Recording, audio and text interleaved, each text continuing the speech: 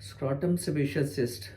Sebaceous cyst क्या होता है? सेबेशियस सिस्ट होता है एक प्रकार की ऐसी कैविटी, ऐसी गांठ, ऐसा एक फुंसी जैसा दिखने वाला चीज़ जिसके अंदर की सीबम भरा होता है। सीबम होता है एक ऑयल, स्किन से जो ऑयल बनता है उसको हम सीबम कहते हैं।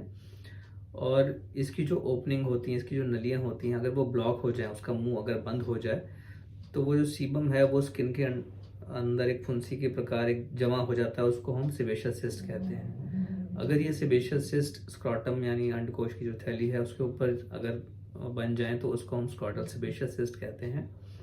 और ये जो प्रेजेंट करती हैं कई बार एक फुंसी जैसा दिखने में आती है, या फिर बहुत सारी सेबेशियस सिस्ट होती हैं। ये शरीर के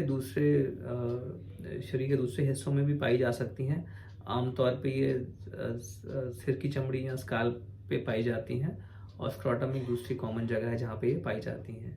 तो इससे क्या दिक्कत आ सकती है, इसमें क्या परेशानियाँ आ सकती हैं, कैसे प्रेजेंट कर सकते हैं लोग, इसका क्या रोकथाम है या इसका इलाज क्या है?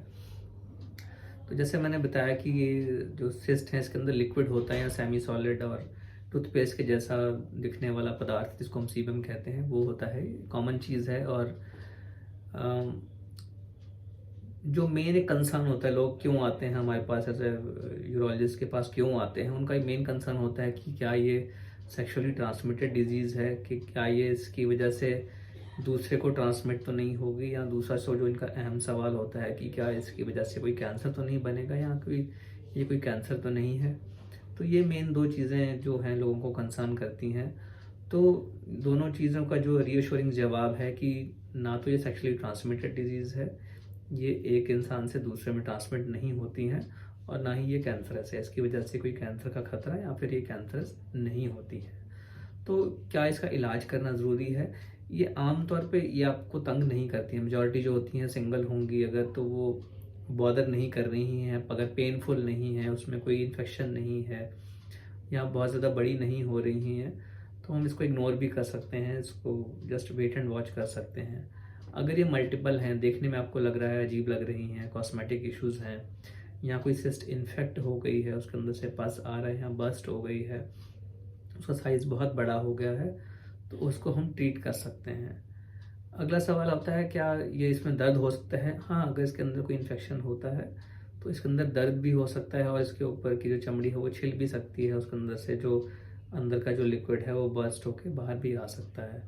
क्या इसको हम नेचुरली कंट्रोल कर सकते हैं?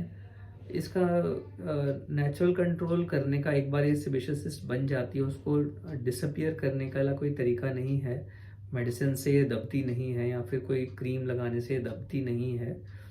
तो अगर इसके अंदर कोई पेन है तो इसके अंदर हम हॉट कंप्रेस कर सकते हैं, या फिर कुछ ऑइंटमेंट्स हैं वो हम लगा सकते हैं, लेकिन आमतौर पे ऑइंटमेंट लगाने से ये बैठेगा नहीं।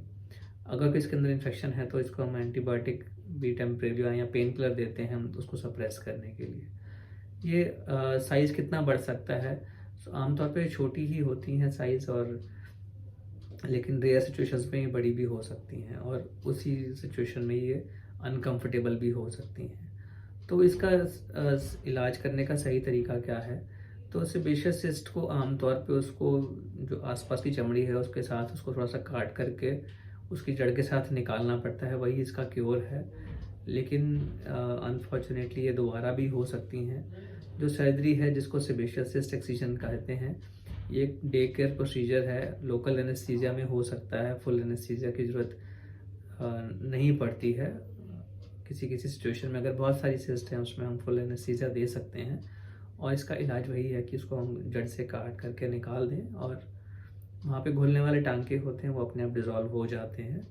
तो ये इसका सही इलाज है स्क्रॉटल सेबेशियस सिस्ट का।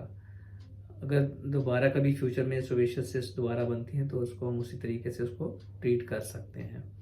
तो स्क्रॉटल सेबेशियस सिस्ट एक हार्मलेस चीज़ है अपने आप में। ये कैंसरस नहीं है, ये सेक्सुअली ट्रांसमिटेड डिजीज़ नहीं है, ये स्किन कांटेक्ट से दूसरे को ट्रांसमिट नहीं हो सकती है। और इसकी जो साइड इफ़ेक्ट्स हैं, इसके कॉम्प्लिकेशंस हैं, ये ज़्यादा बड़ी हो सकती हैं, कॉस्मेटिक इश्यूज़ हैं, इसमें इन्फेक्शन हो सकता है, ये बर्स्ट कर सकती हैं।